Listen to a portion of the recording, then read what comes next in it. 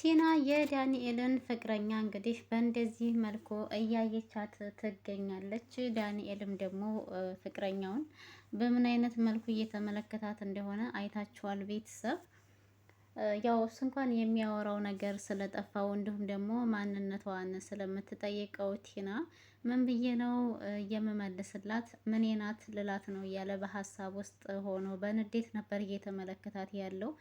እናም ቲና ደግሞ እንግዲህ ዛሬ ካሌብ ጉድ ሰርቷታል። አካውንቱ ላይ 10 ሺህ ብር ብቻ እንዳለው የሚያሳይ አካውንት ደብተር ሳሎን ጣውላው ላይ አስቀምጦላት ነበር እና እሷ ቲና ከውጭ እንደገባች ወደ ሳሎን ነበር ያመራችው እና እዛ ቁጭ ስትል አጋጣሚ ፊት ለፊቷ አካውንት ደብተር ተቀምጧል እና እሱን ብድግ አድርጋ በምታይበት አጋጣሚ እንግዲህ የካሌብ አካውንት እንደሆነ ታውቃለች። ከዛ ስንት ብር እንዳለው ስታይ 10 ሺህ ብር ብቻ ነው ያለው ይላል።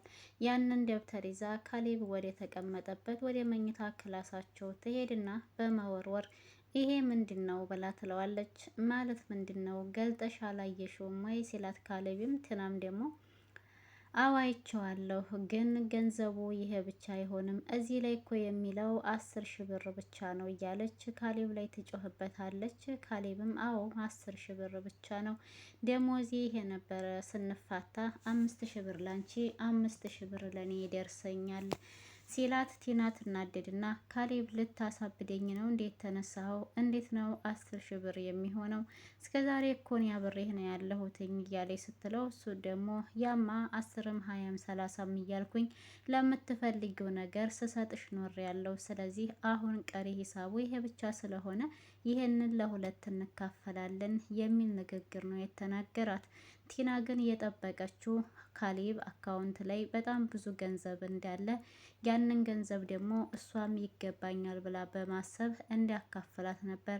ግን ካሌብ እሷ እንዳሰበችም ስላወቀ ገንዘቡን እንድታካፍለኝ እፈልጋለሁ ስላለችው በጊዜ ቶሎ ብሎ ወደ አባቱ አካውንት አስተላልፎ ይመስለኛል ቀሪ ገንዘቡ 10 ሺህ ብር ብቻ ነው ብሎ እየመለሰላት። ቲና ግን ይህንን ነገር አምና መቀበል አቅቷታል። ዳንኤል ትቷት መንገድ ላይ ሲሄድ እሷ ደግሞ ተከትላ ከኋላው ዳንኤል እያለች ስትጮህበት፣ ዳንኤልም ደግሞ ቆይ አንቺ ልጅ ለምንድን ነው የማትፋችኝ? እስኪ አንዳንድ ጊዜ እንኳን ለብቻዬ ልሁን በቃ ተይኝ፣ ዛሬ እንደውም ቀጠሮ አለኝ ከጓደኞች ጋር የሚል ንግግር ሲናገራት፣ ቲና እንግዲህ ከካሌብ ጋር ተናዳ ስለወጣች እኔም አብሬ እሄዳለሁ ጓደኞችህን እተዋወቃቸዋለሁ ስትለው በጭራሽ አይሆንም እኔ ጓደኞችን ለብቻዬ እንደማገኛቸው ነው እንጂ የነገርኳቸው ሌላ ሰው ከኔ ጋር አብሮ እንደሚሄድ እንደሚመጣ ወይም አልነገርኳቸውም፣ አትሄጅም ይላታል። ቲና ትናደዳለች። እንዴ ቆይ አንተ በእኔ ታፍርብኛለህ እንዴ? ለምንድነው ሁል ጊዜ አብሬህ ልሄድ ስልህ እምቢ የምትለኝ? እያለ ዳንኤል ላይ ትጮህበታለች። ዳንኤል ግን ጓደኞቹ ጋር ሳይሆን የሚሄደው ኤደን ጋር ነው፣ ፍቅረኛው ጋር ማለት ነው። ቲና መጨረሻ ላይ እንደማትፋታው ሲያውቅ ዳንኤል አይ በቃ ሀሳቤን ቀይር ያለሁ እንደውም እኔም አልሄድም ደብሮኛል፣ ወደ ቤት እንመለስ ይልና ሀሳቡን ይቀይራል። የዚህ ጊዜ ቲና በጣም ደስ ይላታል። የኔ ፍቅር እንደውም በጣም ደብሮ ነበረ፣ ስለዚህ ዛሬ እንዝናና በቃ ስትለው እሱ ግን በጭራሽ ፈቃደኛ አልሆነላትም። ሀሳቡን ስለቀየረ ወደ ቤት መሄድ እንዳለባቸው ነበር የነገራት ማለት ነው። እንግዲህ ያው ወደ ቤት ተመልሰው ሄደዋል። ሰላም ሰላም፣ ውድና የተከበራችሁ የቻናል ቤተሰቦች እንዴት ናችሁልኝ? ሰላም ናችሁ ወይ? ደህና ናችሁ ወይ? እኔ ሰላም ነኝ አልሐምዱሊላ። እንዴት ተለመደው ወደ ቻናሌ በአዲስ ቪዲዮ ተከስቻለሁ። ቪዲዮውን በላይክ ጀምሮ ቤተሰብ የግፈኛዋ ሚስትና የሰራተኛዋ ፍጥጫ የሚለው ድራማ እንግዲህ እንደቀጠለ ነው። ዛሬ ቲና እንግዲህ ካሌብ ብዙ ብር አለው ብላ አስባ አካውንትህ ላይ ያለውን ገንዘብ እንድታካፍለኝ እፈልጋለሁ ብላ ትዕዛዝ አስተላልፋለት ነበረና ቀደም ብላ ስላሳወቀችው ካሌብ የእሷ ተንኮል መቼ ጠፋውና ስለዚህ ከአባቱ ጋር በመመካከር ያንን አካውንቱ ላይ ያለውን ገንዘብ በግማሽ ደብቋታል።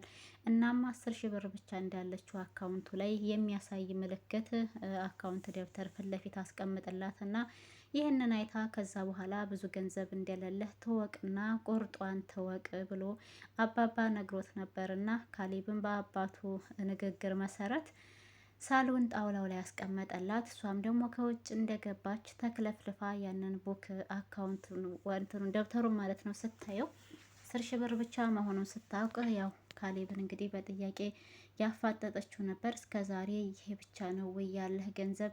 በጣም ብዙ ገንዘብ እንደሚኖርህ እርግጠኛ ነኝ። የት ነው ያደረግከው? ይቺ ብቻ አይደለችም እያለ በጥያቄ ብታፋጥጠውም ያው እሱም ደግሞ ያለው ብር ይሄ ብቻ እንደሆነና ሲፋቱም ግማሽ ለሱ ግማሽ ለሷ እንደሚደርስ ነው የነገራት። ቲና በጣም ተበሳጭታ ነው ያለችው። ቲናም በንዴት ካሌብ እየቀለድክ መሆን አለበት አይደል? መቼም ይሄንን ልታደርግ አትችልም ብትለውም ካሌብም ለምን እቀልዳለሁ ብለሽ ነው? በነገራችን ላይ እንደውም አሁን ካለው ብር ላይ ራሱ ምናልባችም ለቤት አስቤዛ ሊቀነስለት ይችላል የሚል ንግግር ጨምሮላታል። በዛው በንዴቷ ላይ ይባስ ብሎ ማለት ነው።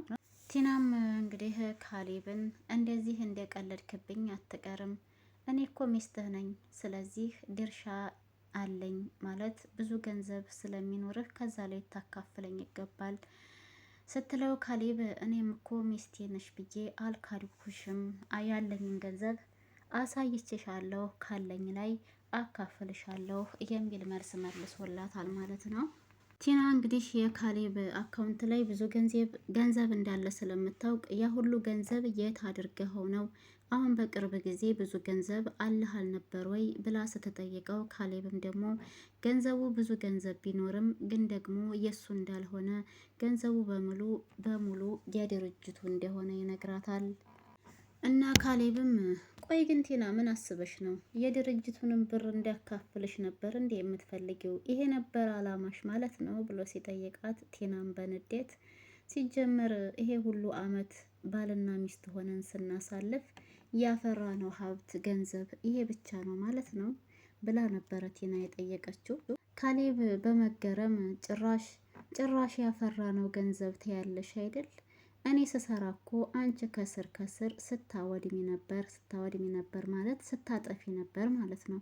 እናም ስታጠፊ ነበረ። ስለዚህ እንዴት ነው ያፈራ ነው ሀብት ልትይ የምትችይው? ቲናም ደግሞ እንግዲህ በመጮህ በመበሳጨት የሚገኘው ነገር ያለ ይመስል ሲጀመር ይሄንን ያህል አንተ ለኔ ምን አድርገህልኝ ነው? ትሰማኛለህ? ገንዘቡ ይገባኛል። ይሄ ንግግርህም ሆነ ገንዘቡ አለኝ የምትለው ነገር ለኔ ቀልድ ነው። ገንዘቤን እፈልገዋለሁ ብላ ትጮኻለች ካሌብ ላይ። ይህን ንግግር ከተናገረች በኋላ ግን ሌላ ምንም አይነት ከካሌብ መልስ ሳትጠብቅ ወይም ሳትሰማ ቀጥታ ከመኝታ ክላሱ ውስጥ ወጥታ ሄዳለች።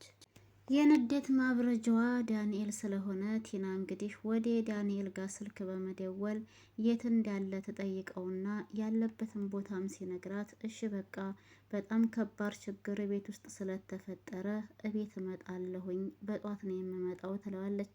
ዳንኤልም ምን አይነት ችግር ተፈጥሮ ነው ለምን አትነግሪኝም በስልክ የሚል ጥያቄ ሲጠይቃት ቲና ግን በስልክ መናገር እንደማትፈልግ እዛው በአካል ስታገኘው መንገር እንደምትፈልግ ለዳንኤል ተነግረውና ስልኳን አውርታ ትጨርሳለች። ከዛ ቲና እንግዲህ እንዳለችው ቀጥታ ወደ ዳንኤል ጋር በመሄድ ዳንኤልን የቀጠረችበት ቦታ ታገኘዋለች። የተፈጠረውን ነገር ለመስማት ስለጓጓሱም ወይኔ ቲና ያገልቶ የሆነ ሰውዬ እኮ ጉር ሰርቶናል ትላለች ቲና ወሬዋን ስትጀምር። ዳንኤልም ማን ነው ደግሞ እሱ የሚል ንግግር ነው የተናገረው። ቲና ካሌብ ነዋ። ዳንኤል እና ታዲያ ካሌብ ደግሞ አሁን ምን አደረገ ልትይኝ ይሆን ይላታል። ቲናም ምን የማያደርገው ነገር አለ ብለህ ነው? እሱማ ዘንድሮ እስከ አባቱ እኔን አቃጥለው ሊደፉኝ ነው መሰል የተነሱት። አካውንቴ ላይ 10,000 ብር ብቻ ነው ያለው ብሎ እኮ አሳየኝ። ዳንኤል ፈገግ በማለት ኧረ እባክሽ የእውነት እንደዛ ነው ያለው ይላታል። ቲናም አዎ እባክህ ሰራልኝ ይሄ ውሻ እያለች በስድብ ትጀምራለች። ዳንኤልም ምንም አማራጭ ስለሌለው ይኸውልሽ ቲና እኔ የምልሽ ነገር ቢኖር ተረጋጊ ይላታል። ቲና የዚህን ጊዜ አሁንም ተረጋጊ እያልከኝ ነው? ዳንኤልም እንዴ አንቺ ሴትዮ ግን ቆይማ ሁሉም ነገር ልትወስጅባቸው ነው እንዴ የፈለግሽው? ቢያንስ የሚቋቋምበት ነገር እንኳ ታይላቸው እንጂ የሚል ንግግር ነበር ዳንኤል የተናገረው። ያ ማለት ቤታቸውንም ልትወርስባቸው ወይም ልትሸጥባቸው እየተነሳሳች ነው። ከዛ ደግሞ ካሌብ አካውንት ላይ ያለውንም ገንዘብ ድርሻ አለኝ አካፍለኝ ብላ ጠይቃለች። ለዛ ነው ዳንኤል ሁሉንም ነገር ልትወስጅባቸው ነው ወይ የሚል ጥያቄ የጠየቃት። ቲናም ዳንኤል እየቀለድክ መሆን አለበት፣ ይሄንም ሁሉ አመት እኮ ችዬ የኖርኩት ለዚህ ብዬ መሰለኝ። ስለዚህ አምስት ሳንቲም አልተውላቸውም፣ ሁሉንም እኩል ነው የምካፈለው እያለች እየፎከረች ነው። እንግዲህ ነገ ይለቀቃል። ቤተሰብ ምን ይሆን የሚለው ደግሞ አብረን ነው የምናየው። ከተመቻችሁ ላይክ፣ ሸር፣ ሰብስክራይብ ማድረጋችሁን አትርሱ። ባይ ባይ።